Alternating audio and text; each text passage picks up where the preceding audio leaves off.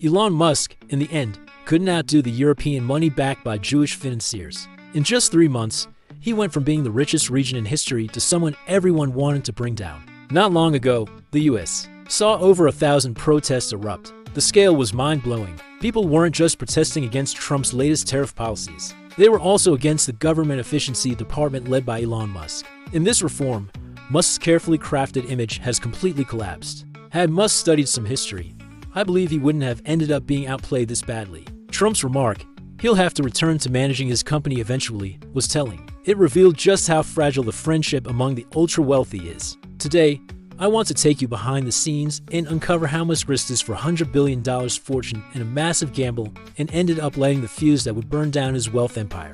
You'll see how the so-called government efficiency reforms are actually draining your wallet. Moreover, the issues around AI and data privacy exposed by these reforms have already started to change our lives. Hello, welcome to Stewardship Finance Academy. Before we dive deeper, subscribe to our channel and hit the bell icon so you won't miss any of our future videos on timely financial strategies and cautionary tales like this one. I believe Elon Musk is the kind of visionary who can rebuild his cosmic dreams even after standing among the wreckage of a rocket. However, in just over 100 days of government reform, we saw that even a business genius like Musk can be outmatched by political players. He fired tens of thousands of government workers thinking it would shake the system, but instead, he ended up slashing Tesla's stock price in half, causing a series of problems, including death threats. And now, Elon Musk's departure is expected soon.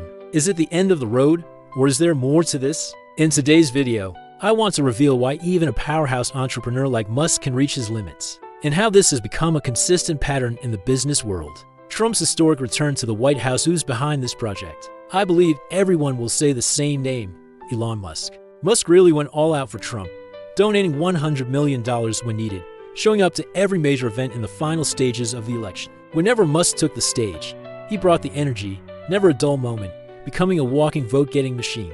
On his own social media platform, Twitter, he even posted about Trump's victory, declaring that only Trump could lead America out of its darkest days. At that time, Musk bet everything on Trump, even worrying that if Trump lost, he could end up in jail. Not only would his wealth disappear, but he might never see his family again. That was the kind of gamble Musk was making one of the world's most powerful billionaires choosing. To bet it all again, luckily, Musk won. As the MVP of the election, Musk's reward was Tesla's stock surging, reaching over $480 a share after Trump's win.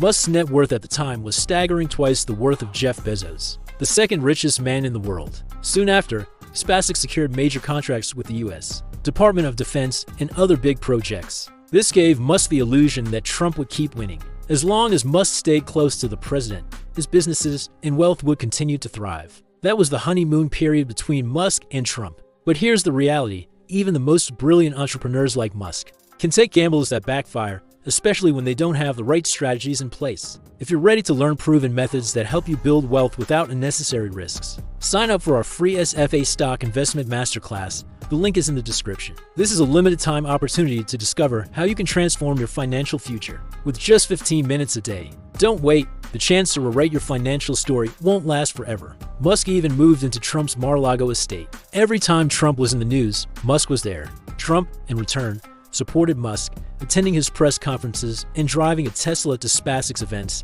becoming a free spokesperson for Musk's brand. Musk even got the chance to participate in high-level, closed-door meetings with the president. But Musk began to get a little carried away.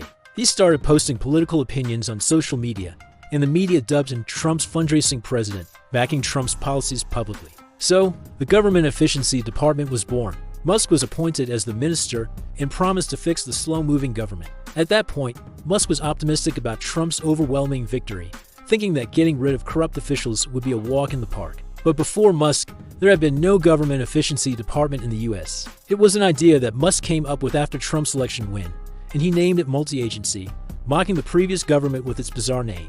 Surprisingly, the core members of this department were just 6 people, all in their 20s, with the youngest being 19, fresh out of high school.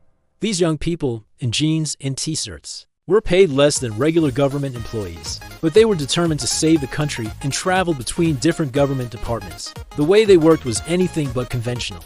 Instead of checking documents or audits like we imagine, they used AI to integrate all relevant government data, applying big data principles to find illogical or suspicious transactions. AI uncovered some shocking results. For instance, it found that the government was paying for a lot of office buildings that were sitting vacant, costing taxpayers over $150 million a year just to maintain them. AI also found wasteful spending in other areas, such as a department that had been buying a software subscription for $37,000 a year, even though they had fewer than 10,000 employees. This helped save the government $10 million.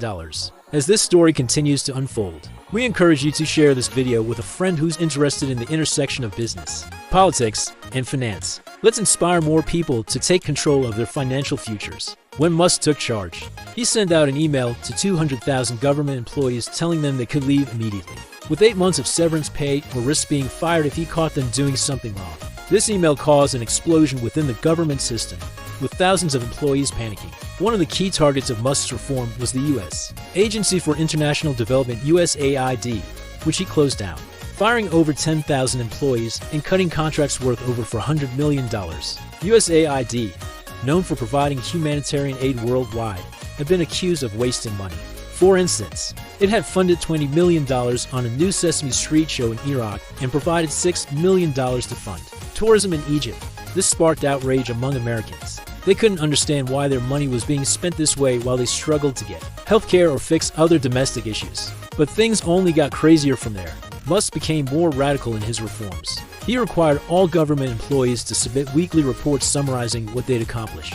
If they didn't, they were fired on the spot. Eventually, half of the employees complied, while the other half banded together to resist Musk. Mass protests broke out across Washington, with government employees marching in the streets, demanding an end to the reforms. Meanwhile, the public started to question whether Musk's data collection could compromise their privacy, particularly concerning Social Security and tax records. Then, a bigger crisis unfolded. Due to staff shortages, the processing of pension and healthcare claims slowed down dramatically, affecting millions of people.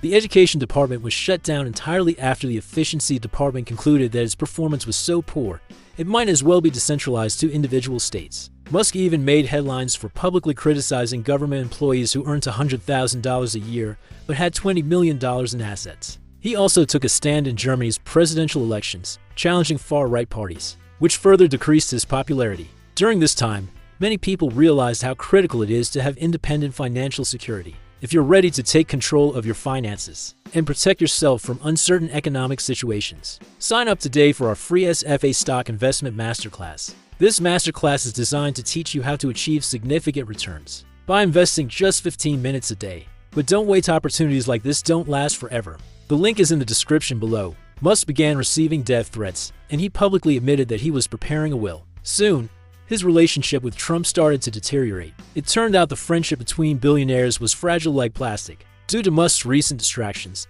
Tesla's deliveries in Q1 2025 dropped to just 300,000 cars, far below expectations. In Europe, Tesla's sales plummeted by 76%. A campaign called Tesla Takedown spread quickly across the US and Europe, turning into violent protests targeting Tesla owners. Charging stations were burned, showrooms were attacked, and even cars were vandalized. At the time, selling a Tesla was like smuggling weapons. Salespeople had to operate under the cover of night to avoid getting caught. In the end, it was Trump's tariff actions that pushed Musk over the edge. Every time Trump announced a new tariff, the wealth of top US billionaires took a hit.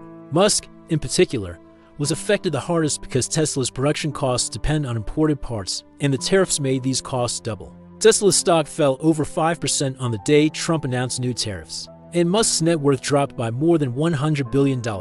If you're finding value in this breakdown, consider hitting the like button to save this video and support the channel. It helps us continue creating educational content like this. Musk, who had been so focused on government reforms, had to face the reality of his own financial situation. Had Musk spent more time studying history, he might have avoided this downfall. Many historical figures who tried similar reforms ended badly. In the West, Thomas More, who wrote Utopia, was executed. In China, figures like Zhang Yi and Wang Anqi met tragic ends for pushing reforms. Musk's situation is eerily similar. Today, America's political and economic systems are still controlled by a handful of powerful families like the Rothschilds, Rockefellers, and Morgans. Musk claims that Jewish financial elites, including George Soros, sabotaged him by shorting Tesla, but even Soros himself didn't respond. Trump, on the other hand, said, "I hope Musk sticks around a little longer, but hey, he's got a big company to manage." That says everything. Musk thought Trump would protect him from the political storm, but in the end, they became estranged. Maybe Musk should stop trying to fix Washington and instead return to what he does best, focusing on his companies and changing the world. Ultimately, Musk's story is a cautionary tale about focus, risk management, and knowing when to stay in your lane. Ultimately, business is not about doing everything, it's about doing one thing really well for 10 years straight. As Steve Jobs once said, focus is the key to success. If Musk can refocus and get back to the fundamentals, his story might not be over yet. That is all for today. See you in the next video. Stewardship Finance Academy SFA, turning you into a confident investor.